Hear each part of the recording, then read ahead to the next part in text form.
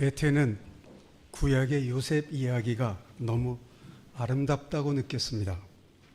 흠이라면 너무 짧다고 했죠.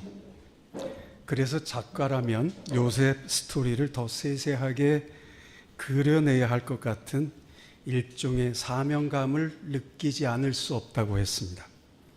그래서였을까요? 괴테를 흠모했던 노벨 문학상 수상작가 토마스 만은 요셉 이야기로 3,000페이지가 넘는 4부작 장편소설 요셉과 그 형제들을 썼습니다. 매우 아름답고 재미있지만 너무 긴 게 탈입니다. 핸델도 요셉 이야기로 2개의 오라토리오를 썼습니다. 다 들으려면 거의 6시간이나 걸립니다. 특히 3부로 구성된 이집트의 이스라엘은 요셉의 죽음을 슬퍼하는 이스라엘 사람들의 애가만으로 40분이 넘는 곡을 썼습니다.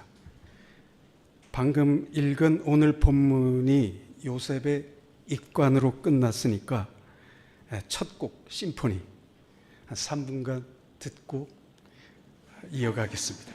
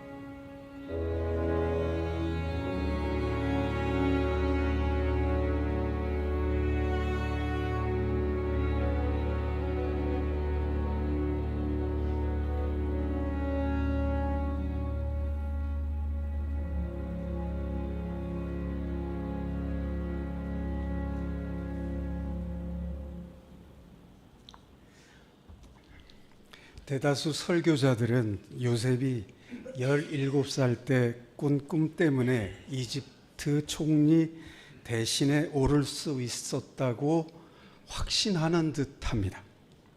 조금 더 대범한 설교자들은 신앙인이라면 모름지기 요셉처럼 하나님 안에서 꿈을 꾸고 원대한 비전을 가져야 한다고 믿습니다. 그런데 요셉이 꾼 꿈은 하나님이 주신 게 맞나요? 창세기 37장을 잠시 복기해 보겠습니다. 첫 번째, 요셉이 17살에 꾼 두 번의 꿈에 하나님은 등장하지 않습니다. 게다가 하나님은 요셉에게 이 꿈의 내용이 무엇인지 말씀해 준 적이 없습니다. 두 번째, 요셉은 두 번의 꿈에 대해 팩트만 이야기했습니다. 첫 번째 꿈을 꾸고 이렇게 말했습니다. 우리가 밭에서 곡식단을 묶더니 내 단은 일어서고 당신들의 단은 내 단을 둘러서서 절하더이다. 두 번째 꿈을 말하면서도 자신의 감정을 일체 배제합니다. 내가 또 꿈을 꾼즉 해와 달과 11별이 내게 절하더이다. 셋째, 꿈 해몽은 요셉이 아니라 형들과 아버지가 했습니다. 형들은 꿈 내용을 듣자마자 즉석으로 해석합니다. 내가 참으로 우리의 왕이 되겠느냐? 참으로 우리를 다스리겠느냐? 아버지는 요셉을 꾸짖습니다. 나와 내 어머니와 내 형들이 참으로 가서 땅에 엎드려 내게 절하겠느냐? 그 사건이 있고 21년 만에 요셉은 형들과 극적 상봉을 합니다. 창세기 42장 9절입니다. 요셉이 그들에게 대하여 꾼 꿈을 생각하고 그들에게 이르되 너희는 정탐꾼이라. 여기까지가 요셉 꿈에 대해 창세기가 알려주는 내용 전부입니다. 부모도 안 계시고 안식일도 없고 예배도 없는 이집트에서 홀로 바닥을 기고 있을 때 하나님은 한 번도, 단 한 번도 요셉에게 나타나시지 않으셨습니다. 젊을 때뿐 아니라 110살로 죽을 때까지도 하나님은 요셉에게 얼굴도 목소리도 철저히 숨기셨습니다. 아브라함에게는 평생 12차례, 이삭에게 3차례, 야곱에게 9차례나 다양한 방식으로 저들을 만나 주셨는데 말입니다. 요셉이 하나님을 평생 못 만난 게 아니라는 사실은 시간이 아주 오래 흘러서 사도행전에 등장하는 스데반 집사에 와서야만 사실이 드러납니다. 사도행전 7장 9절과 10절 상반절을 제가 읽습니다. 여러 조상이 요셉을 시켜서 애굽에 팔았더니 하나님이 그와 함께 계셔서 그 모든 환난에서 건져내사. 창세기 50장 20절에는 요셉도 스데반과 비슷한 취지의 말을 했습니다. 당신들은 나를 해하려 하였으나 하나님은 그것을 선으로 바꾸사 오늘과 같이 많은 백성의 생명을 구원하려고 하셨나니. 여기까지 말씀드리니까 20대 때 한 20번은 읽었던 토마스 아켄피스의 그리스도의 본바다에 제가 무척이나 사랑하는 글이 생각납니다. 너 자신을 빼놓고 다른 무엇을 바치든 나는 그것을 돌아보지 않을 것이다. 내가 바라는 것은 너의 선물이 아니라 너 자신이다. 사람들은 꿈이 요셉을 이렇게 만들었다라고 얘기하지만 성경은 그 어느 곳에서도 그 꿈이 하나님이 주셨다는 얘기를 한 적이 없습니다. 스데반과 요셉의 한 말의 핵심은 뭡니까? 내가 꾼 꿈이 아니라 하나님, 그분이 나를 이렇게 만드셨다. 요셉은 17살 이전에 배운 한 줌도 안 되는 말씀을 붙들고 보디발 장군에게 절대 신임을 받았습니다. 그의 아내가 매일 유혹했지만 감옥을 선택할 망정 하나님과 보디발 장군을 외면하지 않았습니다. 그렇게 살다가 마침내 이집트 제국 총리의 자리에 올랐습니다. 그것만으로도 놀라운데 이집트 최장수 총리라는 기록을 경신하지 않았을까 싶습니다.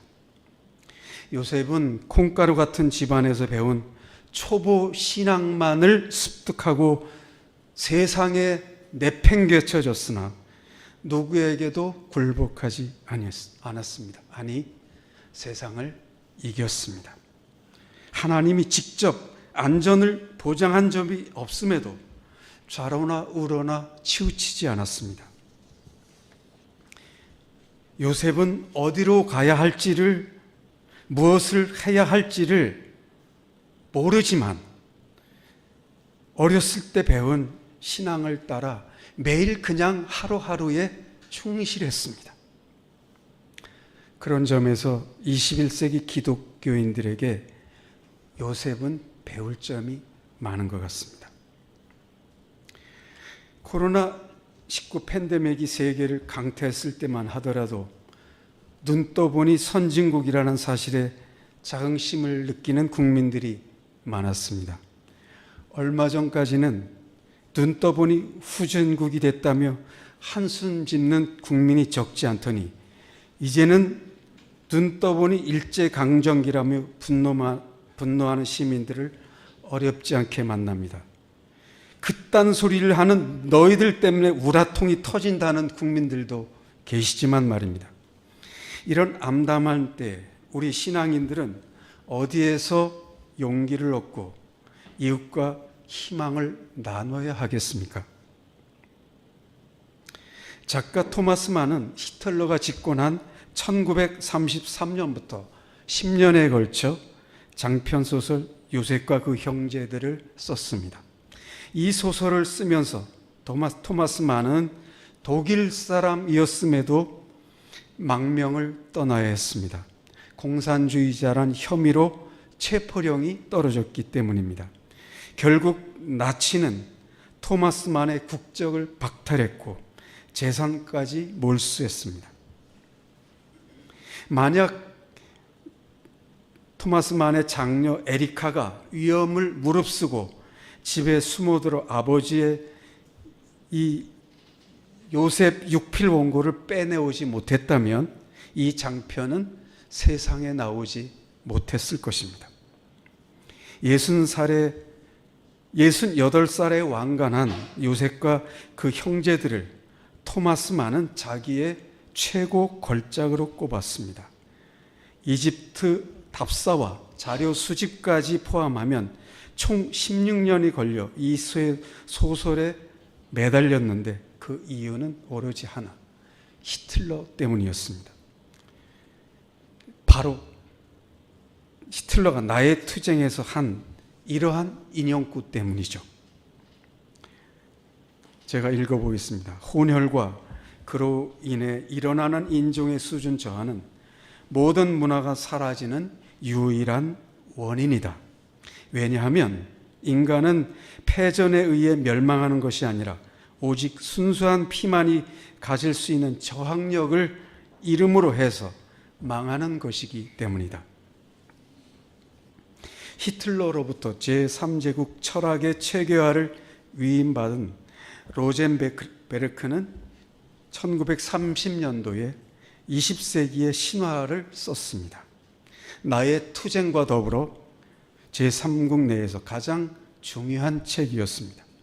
이 책은 아리안 종족 우월주의 신화에서 반유대주의, 반공산주의, 반자유주의를 뽑아내 행동 강령으로 구체화시켰습니다.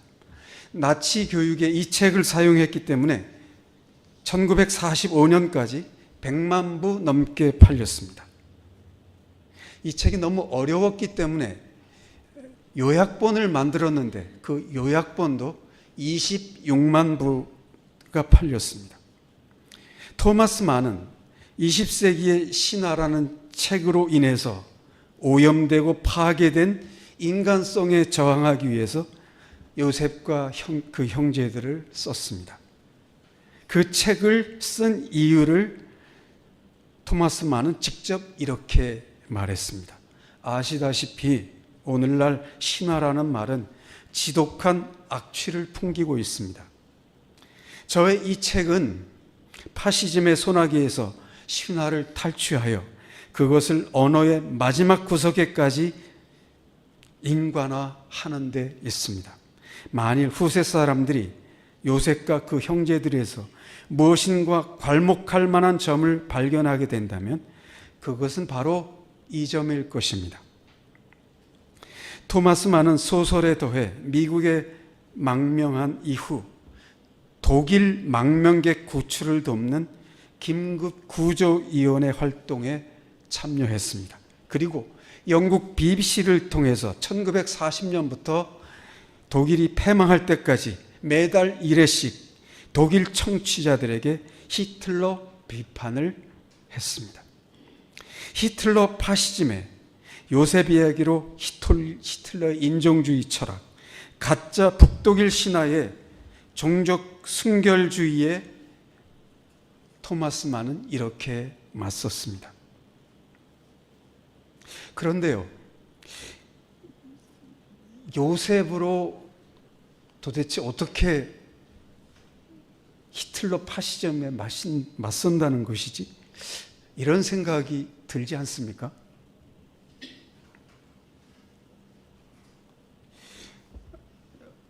토마스 만도 그 점을 의식하고 있었습니다. 그래서 이런 얘기를 했습니다. 유대 정신에 관한 한 소설을 쓰는 것이 시대에 적합하지 않는 것 같아 보이는 바로 그 이유 때문에 이 작업은 시대에 적합한 것이다. 토마스 만은 세계적으로 가장 괴롭고 고통스러운 시기에 구약 성서에 요셉에 있어서 요셉을 붙들고 힘든 상황을 이겨냈다고 고백했습니다.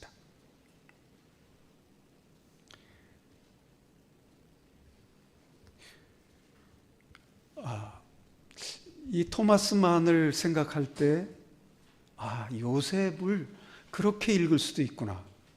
혹은 요셉이라는 그 삶에 담겨진 메시지가 이렇게 한 시대를 맞설 수 있는 힘을 가지고 있구나. 이런 점을 우리는 확인하게 됩니다. 눈물의 사람 요셉이란 제목은 다분히 한국교회 크리스찬을 의식하면서 정했습니다. 요셉은 꿈과 비전을 강조하지 않고 눈물로 형들을 용서한 점을 강조하고 싶었기 때문입니다. 또한 하나님의 섭리는 악을 선으로 바꾼다는 사실을 요셉이 몸으로 입증해 보였기 때문이기도 합니다. 토마스 만이 요셉을 통해 파시즘이 파괴한 참 인간을 회복하려 했던 그 중심에 눈물이 있었다고 저는 확신합니다. 오늘 제목은 그래서 눈물의 사람 요셉일 수밖에 없었습니다. 야곱의 공식 장례 기간이 117일이었는데요. 어마무시하죠. 이 기간이 끝나자 형들은 요셉이 보복할까 두려움에 떱니다. 17년 전에 요셉을 비롯한 형제들이 서로 부둥켜 안고 울며 화해를 한 일을 알고 있는 우리는 요셉 형들이 왜 저러나 싶기도 하지요. 그러나 형들은 50년 전에 야곱을 죽이기 위해 큰 아버지 에서가 400명을 거느리고 오던 때 느꼈던 공포가 아버지의 죽음과 함께 되살아났던 것 같습니다. 20년 전에 가로챈 축복 때문에 동생을 죽이겠다고 형이 400명을 거느리고 왔는데 요셉과 우리가 화해한 건 이제 17년뿐이 안 됐어. 그러니 아버지도 돌아가셨겠다. 보복당하는 게 아닐까? 이런 실존적인 두려움을 느꼈던 것이죠. 창세기는 어떤 의도를 가지고 요셉의 눈물을 기록한 것처럼 보입니다. 요셉은 110살에 하나님의 부르심을 받았습니다.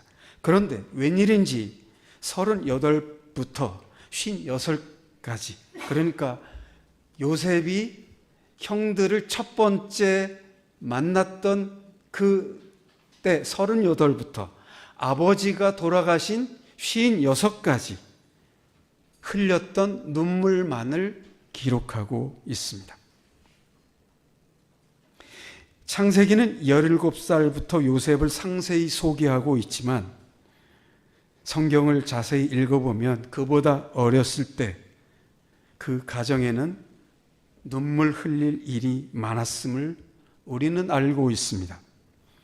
어머니는 큰 어머니와 몸종까지 동원한 아이 낳기 경쟁으로 허구한 날 정신이 없었고, 요셉의 누나인지 동생인지 불분명한 디나는 세겜에서 성폭행을 당했습니다. 그 일로 시몬과 레위는 세겜 남자들을 모조리 도륙했습니다. 형들은 가세하여 세겜 여자들을 포로로 잡고 재물을 노략질했습니다. 요셉의 어머니 라헬은 베냐민을 낳다가 돌아가셨고, 르우벤 형은 작은 어머니와 잤습니다. 30살에 총리가 됐으니 14년 동안 이집트의 풍년과 흉년을 책임지는 일을 감당할 때 요셉에게 왜 복장 터지고 눈물 흘릴 일이 없었겠습니까? 그러나 창세기는 요셉의 형들과 아버지를 위해 흘린 눈물만을 기록해 놓았습니다.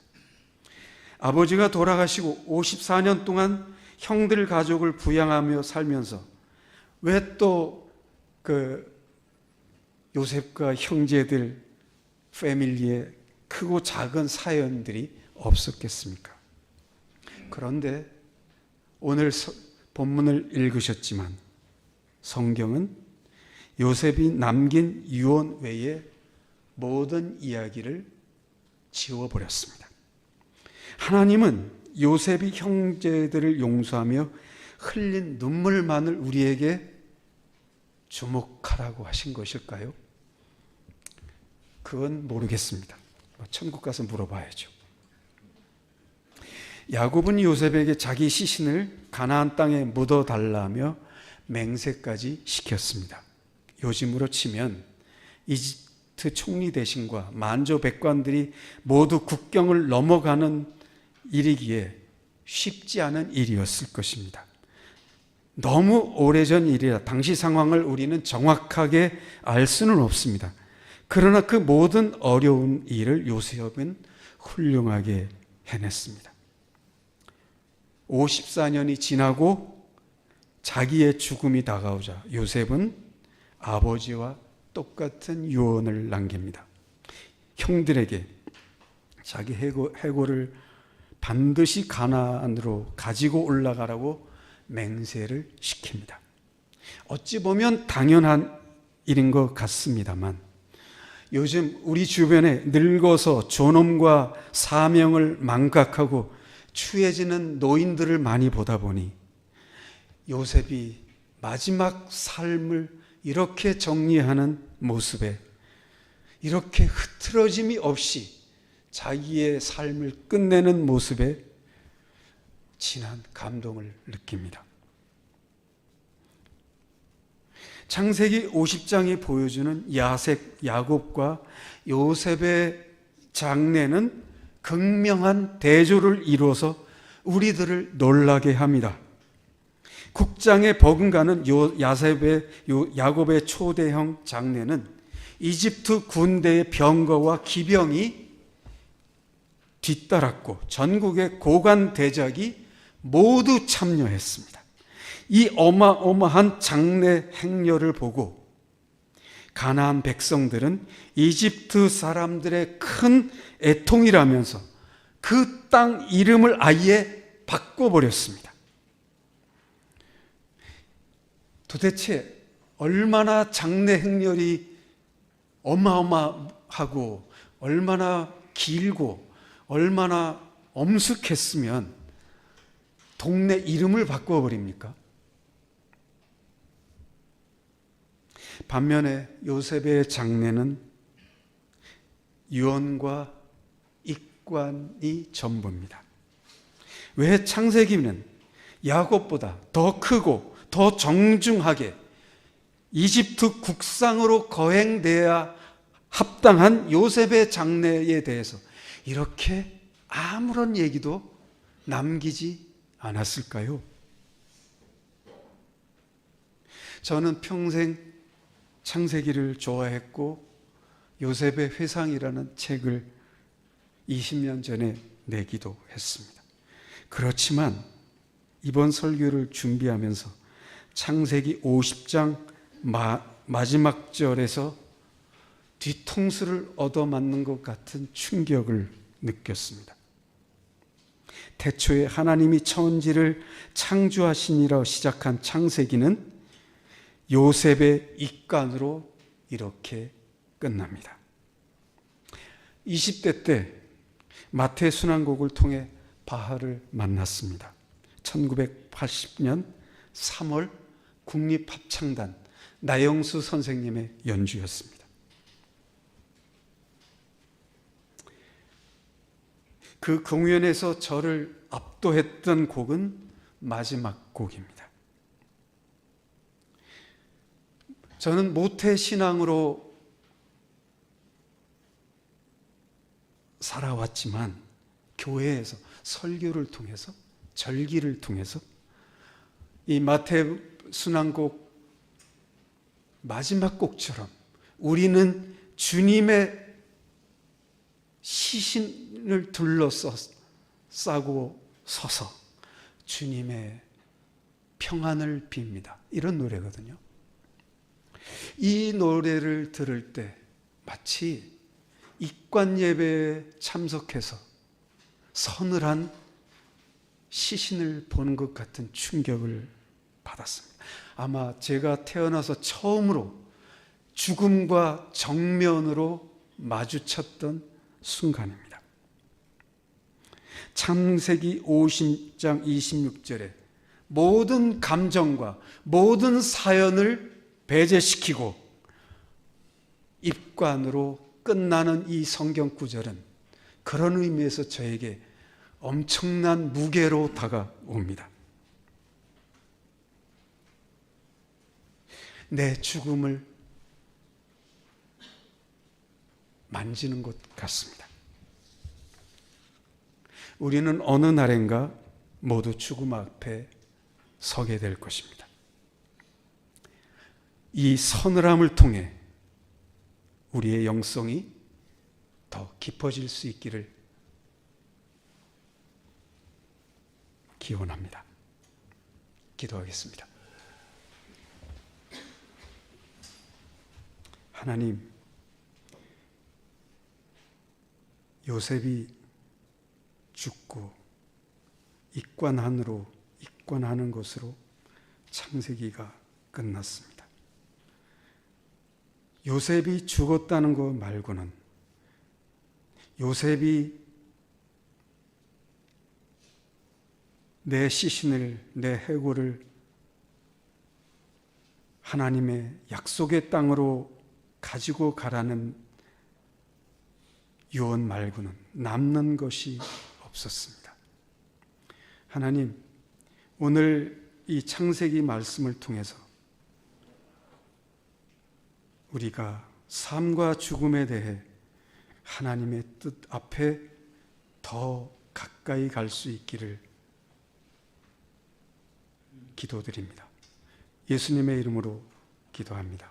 아멘.